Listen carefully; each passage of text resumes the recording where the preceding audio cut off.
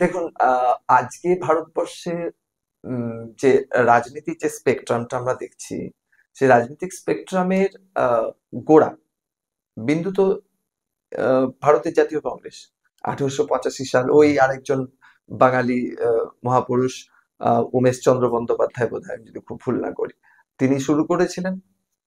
পরবর্তী সময়ে সেখান থেকে প্রায় 20 বছর পরে বাংলা থেকেই, ঢাকা থেকেই, মানে অবিভক্ত বাংলার ঢাকা থেকে তৈরি হলো আরেকটি রাজনৈতিক দল, মুসলিম লীগ।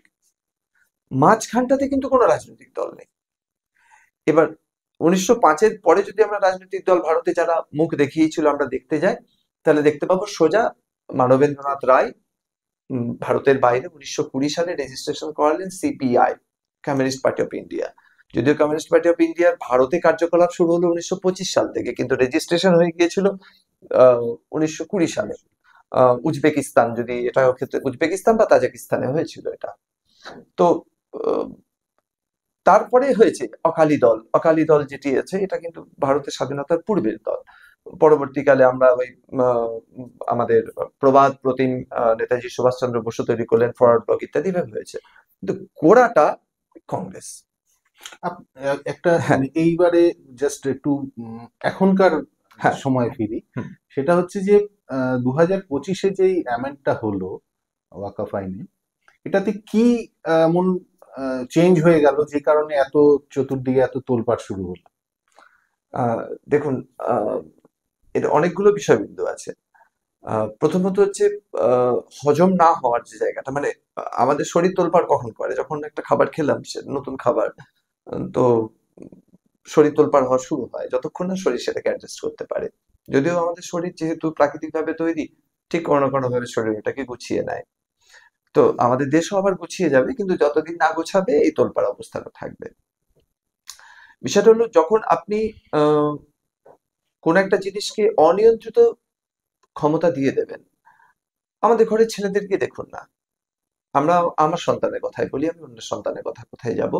আমার সন্তানকে আমি অনিয়ন্ত্রিত যদি স্বাধীনতা দিই, অনিয়ন্ত্রিত স্বাধীনতা দেওয়ার পরে 10 বছর পরে আমার রিয়েলাইজ হলো যে এটা সঠিক হয়নি। মানে ছোট্ট করে বললে আশকারা।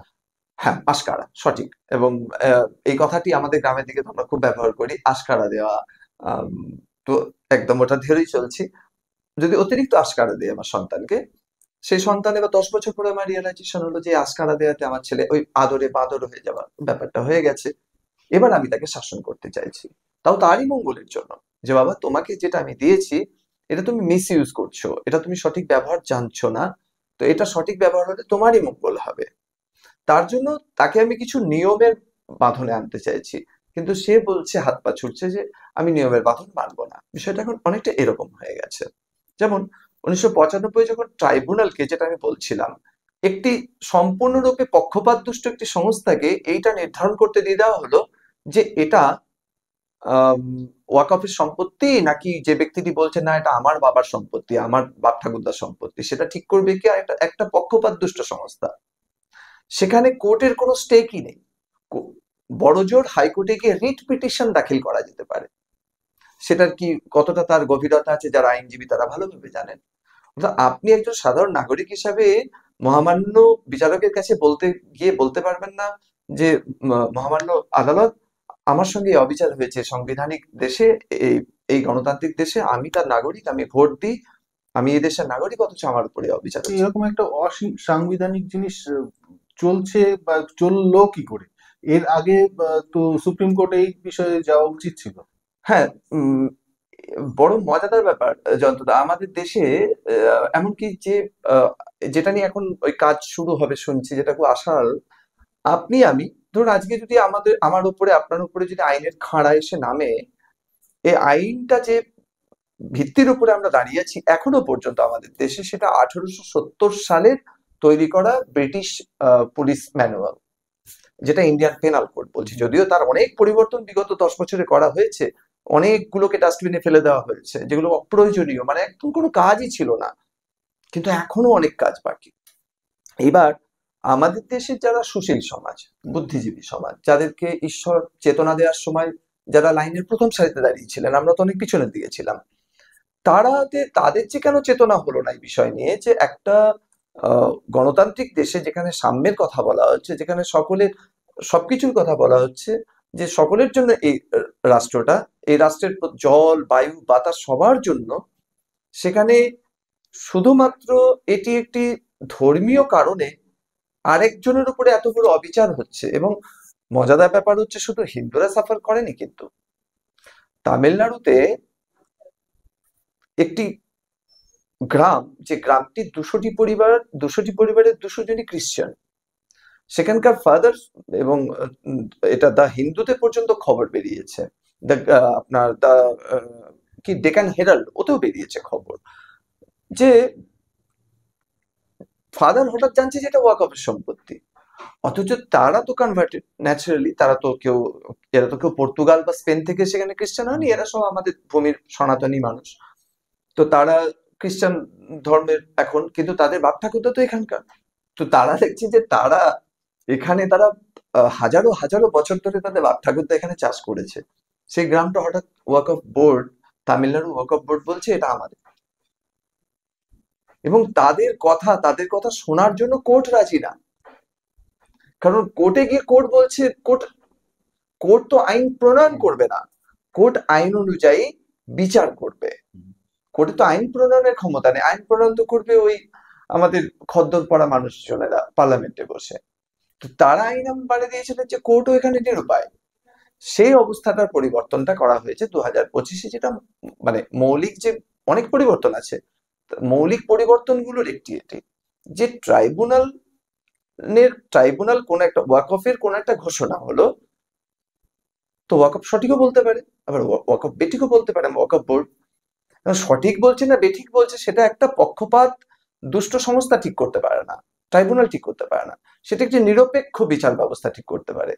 আজ যদি লজিক্যালি, যন্ত্রদা, আমার একটি মুসলিম ভাই বোন কাকা জ্যাঠার উপরে কোনো অন্যায় অবিচার হলো, আমি ধর্মীয় বিষয়টাকে সাইডে রেখে বলছি, রাস্তায় চলতে গিয়ে তার দুর্ঘটনা ঘটলো, কি তার ছেলে ধরুন এই এসএসসিতে তার ছেলের চাকরি চলে গেছে, 26,000 ছেলের মধ্যে তার ছেলেও আছে, তো তিনি বিচার চাইতে কার কাছে যাচ্ছেন? Supreme court, high court. অর্থাৎ তাদেরও একই পরিমাণ আস্থা আছে সুপ্রিম কোর্টের উপরে, হাইকোর্টের উপরে। যেমন একজন হিন্দুর আস্থা আছে, যেমন একজন বৌদ্ধর আস্থা আছে, তেমনই একজন মুসলিমেরও আস্থা আছে হাইকোর্ট বা সুপ্রিম কোর্টের উপরে। অর্থাৎ জ্ঞানে অজ্ঞানে আমরা সকলে জানি যে আমাদের কাছে আমাদের জুরিসডিকশন হচ্ছে সর্বোচ্চ ক্ষমতার অধিকারী, এবং তারা আমাদের প্রতি ন্যায় বিচারই করবেন। তাহলে ওয়াকফ নিয়ে যদি কোনো বিবাদ হয়, তার ন্যায় বিচার কি আমাদের এই মহান জুডিশিয়ারি করতে পারবে না? খুব স্বাভাবিক প্রশ্ন আসে। তাহলে সেই আমাদের এত বড় মহান জুডিশিয়ারি সিস্টেম থাকতে তাদের হাত থেকে দায়িত্বটা ট্রাইব্যুনালকে কেন দেয়া হলো? খুব সঙ্গত কারণেই মাথায় প্রশ্ন আসবে যে এটি একদম বিশুদ্ধ রাজনৈতিক ষড়যন্ত্র ছাড়া আর কিছুই নয়। ট্রাইব্যুনালকে যারা দিয়ে দিয়েছিলেন, এটি তোষণ নয় তো কি? অবশ্যই একটা তোষণ। জিনিস বলুন, যে ওয়াকফের যে এত বিশাল পরিমাণ সম্পত্তি, এই সম্পত্তির সুবিধা কি প্রান্তিক মুসলিম সমাজ পায় বা পেয়ে আসছিল, এটা তো নাকি কিছু মানে মুষ্টিমেয় রাজনৈতিক বা উপর লেভেলের লোকের হাতেই পুরোটা ছিল, এবং তারাই আজকের এই সমস্যা তৈরির ক্ষেত্রে দায়ী, কারণ নিজেদের জিনিসগুলো চলে যাচ্ছে? এখন আপনি প্রশ্ন এমন একটা করলেন জয়ন্তদা, যেটা এই ঝুলির মধ্যে বেড়াল তো অনেকগুলো আছে, এখন ঝুলি থেকে বেড়ালটা বার করবে কে? বিষয়টা হলো যে আমরা যদি ওয়াকফের মূল সংঘাতে যাই না দাদা, এটি এত একটা পবিত্র উদ্দেশ্য নিয়ে করা, যে যার পবিত্রতার কথা কেউ অস্বীকার করতে পারবে না, সে হিন্দু হোক বৌদ্ধ হোক খ্রিস্টান হোক, কেউ অস্বীকার করতে পারবে না। প্রত্যেকটা সাধারণ প্রান্তিক মানুষের সুবিধা পাওয়ার জন্যই ওয়াকফ।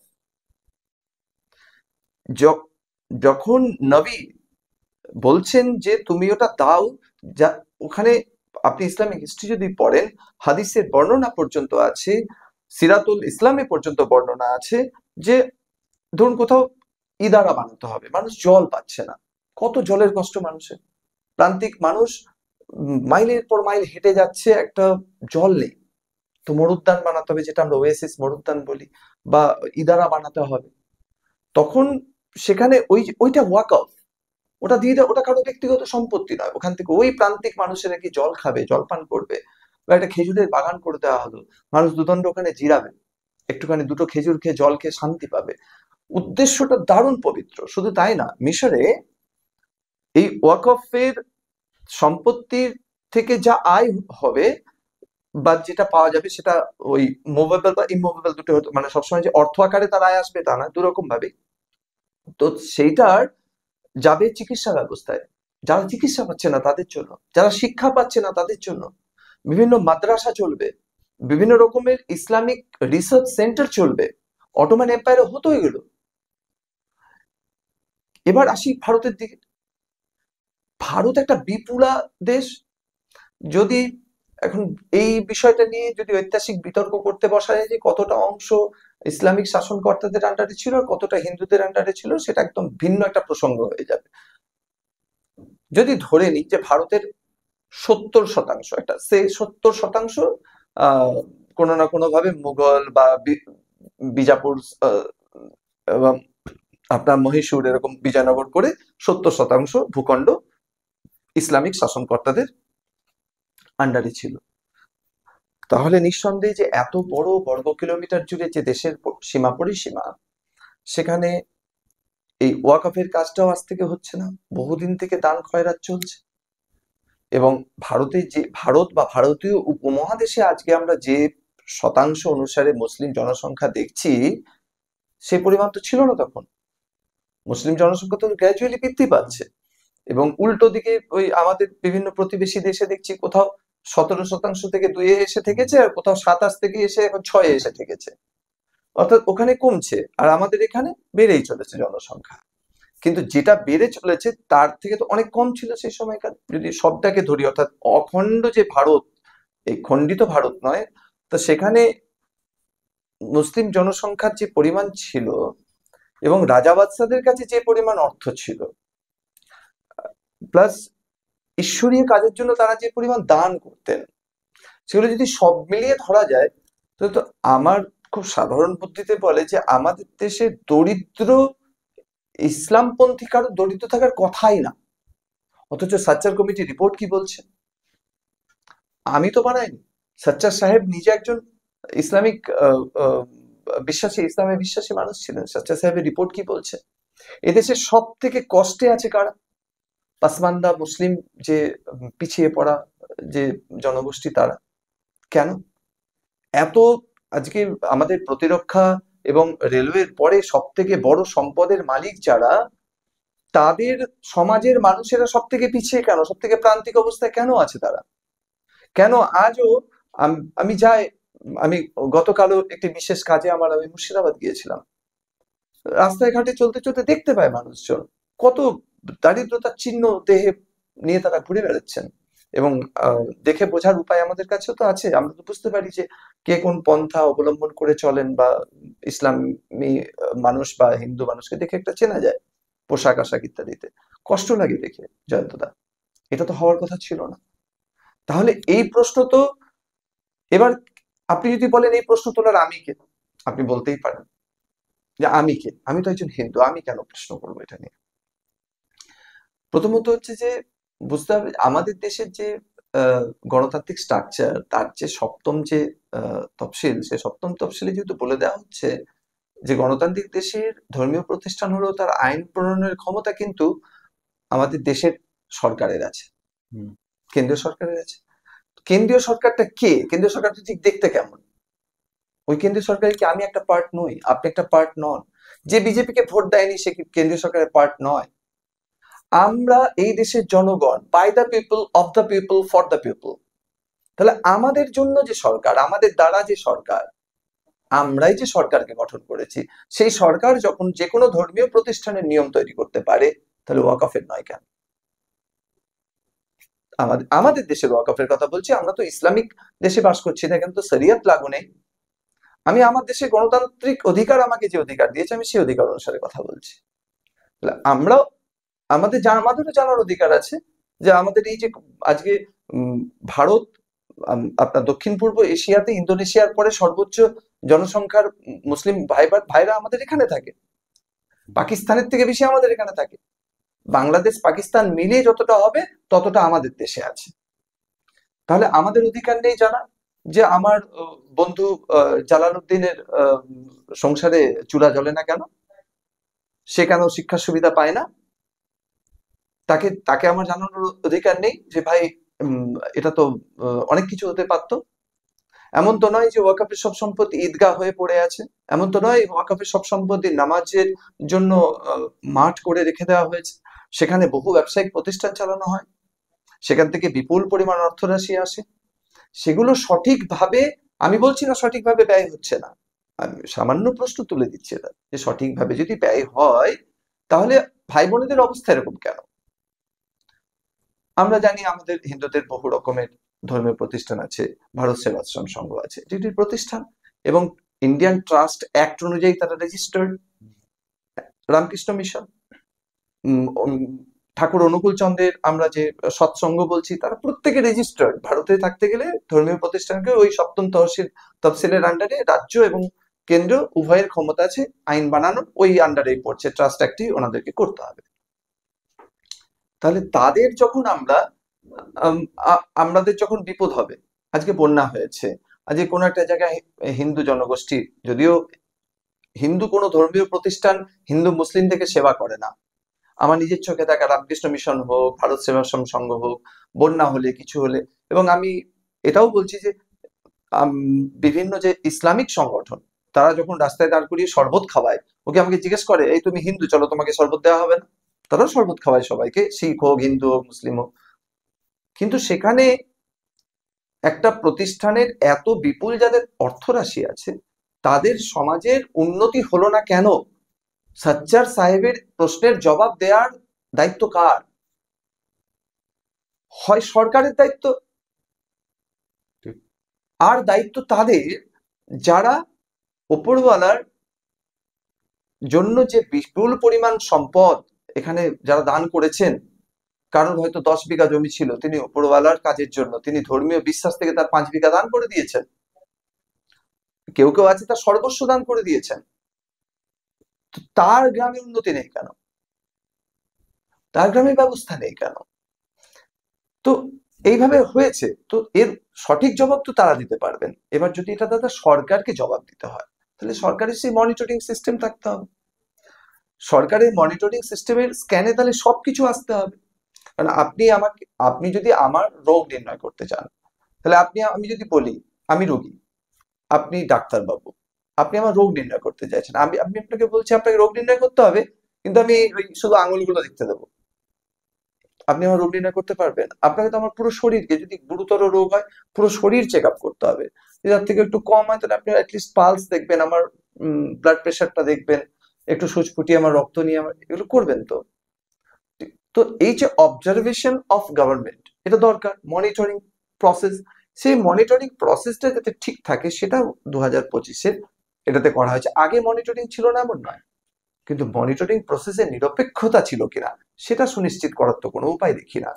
এবং কেন নেই আপনি পড়লেই বুঝতে পারবেন, পক্ষপাত দুষ্টতা সেখানে ছিল। আচ্ছা, একটা শেষ প্রশ্ন।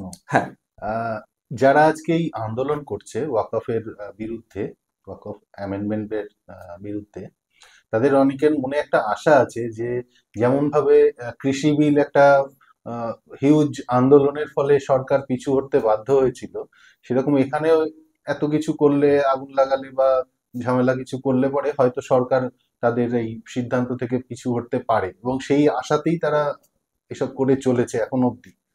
ঠিক। আপনার কি মনে হয় সরকার পিছু হটতে পারে? দেখুন, প্রথমত এই প্রশ্নটা নিয়ে আমি আলোচনা করছি, স্বাধীন ভারতবর্ষ যখন আমাদের দেশের মানুষেরা মানে আমাদের জননেতারা স্বপ্ন দেখেন, সেই স্বপ্নে সকলেই শরিক ছিলেন। সে স্বপ্নে যেমন ডক্টর শ্যামাপ্রসাদ মুখার্জি ছিলেন, সেই স্বপ্নে জওহরলাল নেহরু ছিলেন, পন্ডিত জওহরলাল নেহরু, সেই স্বপ্নে মৌলানা আবুল কালাম আজাদও ছিলেন।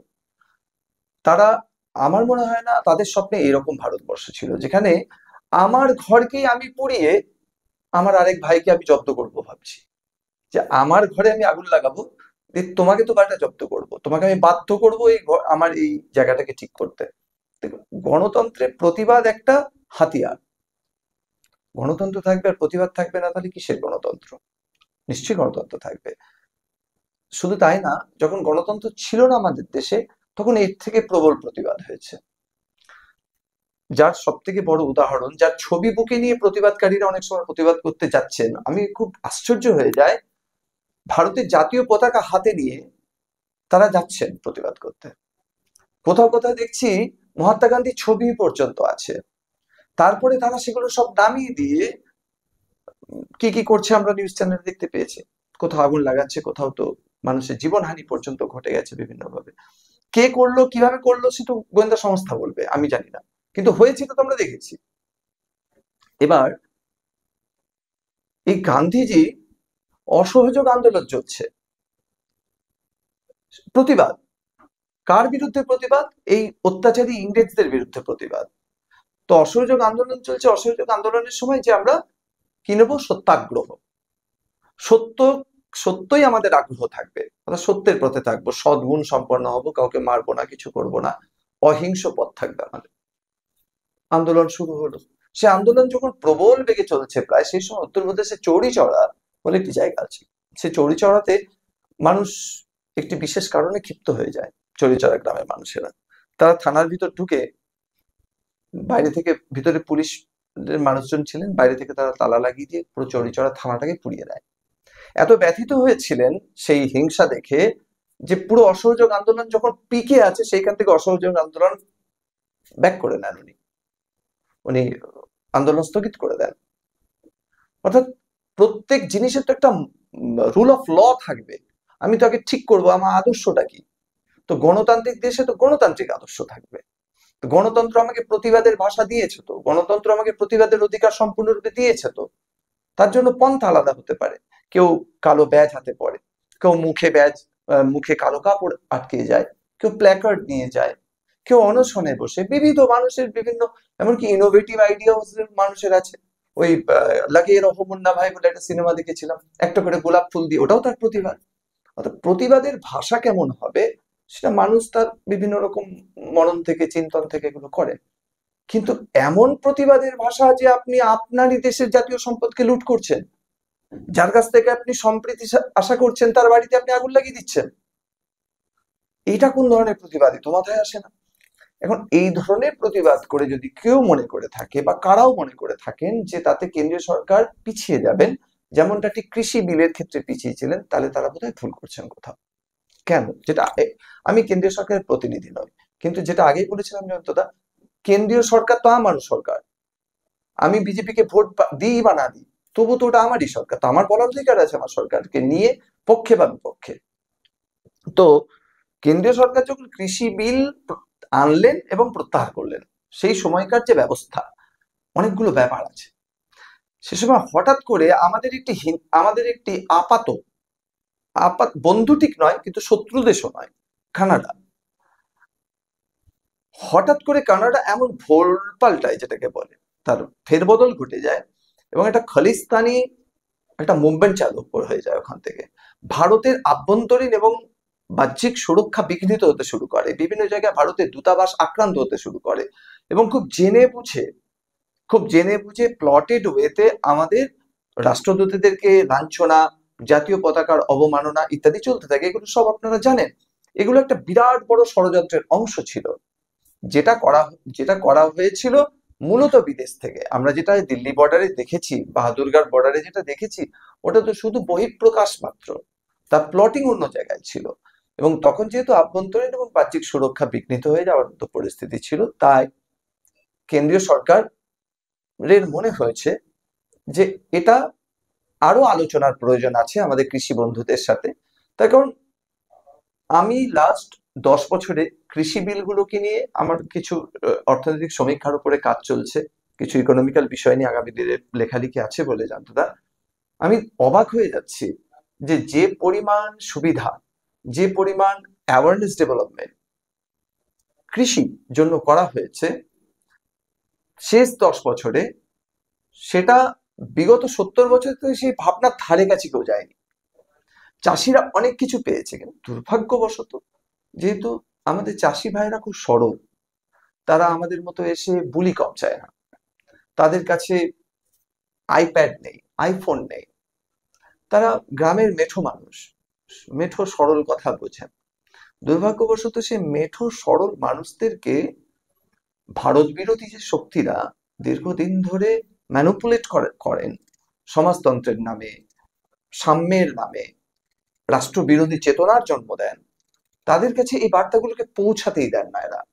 মানে এই কারণেই আমি কৃষি বিলের উপমাটা আনলাম, যে দুটোর মধ্যে একটা খুব ঘনিষ্ঠ মানে মিল হচ্ছে, যে হ্যাঁ, ও ক্ষেত্রেও কিন্তু কিছু মুষ্টিমেয় লোক ওই সুবিধাটা ভোগ করে, এবং ঠিক। যারা এই আজকে মানে সেই সময় হুম। আন্দোলনে নেমেছিল তাদের ম্যাক্সিমামই ওই কিছু ফড়ে। না বুঝে হ্যাঁ, করে গেছে। এবং একদম। এখানেও কিন্তু সেম জিনিসটা একদম, আমার একদম। মনে হচ্ছে দেখতে ওখানে পাচ্ছি। ফোরেরা করতো, এখানে কাউন্সিলে ওখানে মেম্বাররা করতো। ওখানেও কিন্তু বিদেশি শক্তি, যেটা একদম। বললেন, হ্যাঁ, এখানেও এখানেও কিন্তু বিদেশি বিদেশি শক্তি, শক্তি প্রচুর আছে। নিঃসন্দেহে বিদেশি শক্তি। তো সেই কারণেই এরা কি মনে করছে যে ওখানে যেহেতু পিছু হটেছিল এখানেও হটতে পারে।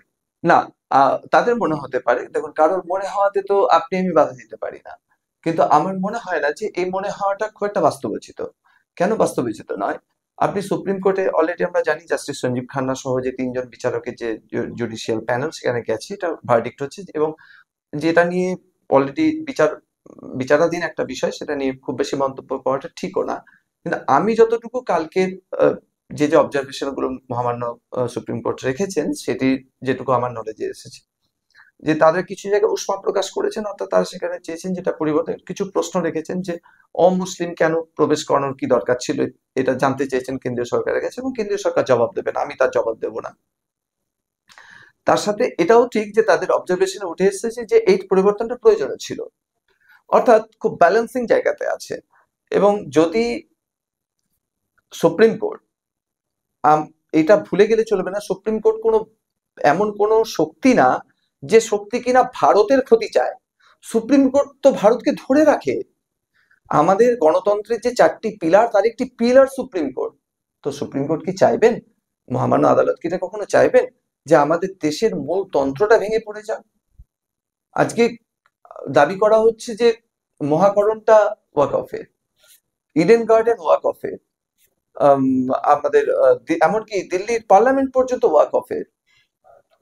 কালকে মহামান্য আদালতকে যদি বলে দেন মহামান্য আদালত যে চেয়ারে বসে আছেন ওটাও ওয়াকফের।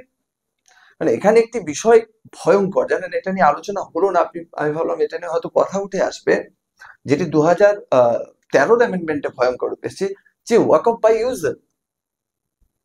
ধরুন আহ, একটা মজার উদাহরণ দিচ্ছি। ওটাও আসতো এরপরে, যাই হোক আপনি হ্যাঁ, হ্যাঁ, কন্টিনিউ আমি ঠিক আছে। তো এই মহামান্য হাইকোর্টের সুপ্রিম কোর্টের ব্যাপারটা আসার আগে এটা খুব মানে ছোট একটু টাচ করে নিই আলোচনাটা, যে আপনি আমি এখানে বসে আলোচনা করছি, এবার এই জায়গাটি আপনাদের, আমি এসেছি বাইরে থেকে, আমি এখানে আহ, আমি আপনাকে বললাম যে আমি এই জায়গাটাতে ডেলি এসে 1 ঘন্টা বসে প্রার্থনা করতে চাই, ওমকারের ধ্যান করতে চাই, খুব ভালো লাগছে আপনাদের পরিবেশটা। আপনি আমাকে বললেন হ্যাঁ দাদা করুন, কারণ আমি তো আপনার ক্ষতি করবো না, আমি তো প্রার্থনা করবো এসে। আমি এখানে সেই প্রথমে 1 মাস আপনার কাছে চেয়েছিলাম, পরে দেখলাম খুব ভালো লাগছে এবং আমার যাওয়ার ইচ্ছা নেই এখান থেকে। আপনি আমাকে, আপনিও দেখলেন যে আমার 1 ঘন্টা প্রার্থনাতে আপনার কোনো ক্ষতি হচ্ছে না, আপনি তো একটি সজ্জন ব্যক্তি, আপনি বললেন হ্যাঁ দাদা আপনি করুন না যতদিন ইচ্ছা। এবার আমি করলাম। তারপরে আপনি হঠাৎ করে দেখলেন যে আমি ওমকার কাউন্সিলে গিয়ে আমি আমি এটাকে রেজিস্ট্রেশন করে দিয়েছি, এবং ওমকার কাউন্সিল বলছে যে এটা ওমকার বাই ইউজার হয়ে গেছে। কিরকম হবে ব্যাপারটা? জায়গা আপনার, জমি আপনার, আপনি আমাকে এখানে ওমকার জব করার জন্য জায়গা দিয়েছিলেন, দিয়ে আমি সে ওমকার জব করতে গিয়ে ওমকার কাউন্সিলকে গিয়ে বলেছি আমি ওটা ইউজ করেছি এতদিন ধরে, তাই ওটা ওমকার বাই ইউজার। ঠিক এই প্রভিশনটা দিয়ে দেওয়া হলো 2013 অ্যামেন্ডমেন্ট। মানে ভয়ঙ্কর। ওয়াকফ বাই ইউজার এখনো পর্যন্ত যত রকমের এই আইনটিকে ম্যানিপুলেট করা, মিসইউজ করা হয়েছে, 2013 থেকে 2025 পর্যন্ত, এই লাস্ট অ্যামেন্ডমেন্ট পর্যন্ত, যে কি ভয়ঙ্কর হয়েছে। 8 লক্ষ হেক্টর থেকে সোজা 38 লক্ষ। 2014তে যখন এই আমাদের পূর্বতন প্রধানমন্ত্রী ডক্টর মনমোহন সিং এর রিজিমের লাস্ট পর্যায়ে 132টা না 133টা সম্পদ দিল্লি চলে যায় ওয়াকফের কাছে, ওয়াকফ কাউন্সিলের কাছে। তো এই ব্যাপারগুলো এতটা ভয়ঙ্কর ছিল, যেগুলো নিয়ে মানুষকে জানাটা খুব দরকার ছিল। যদি আজকে বিতর্কটা না আসতো তাহলে এটা হতো না। এবং মহামান্য আদালত আমি যা বলছি, আমি যে আলোচনাগুলো করছি, তার থেকে বহু সূক্ষ্মভাবে বহু গুরুত্ব সহকারে বিষয়টি দেখছেন এবং তাদের শুভবুদ্ধির ওপরে আমাদের প্রত্যেকেরই ভরসা আছে।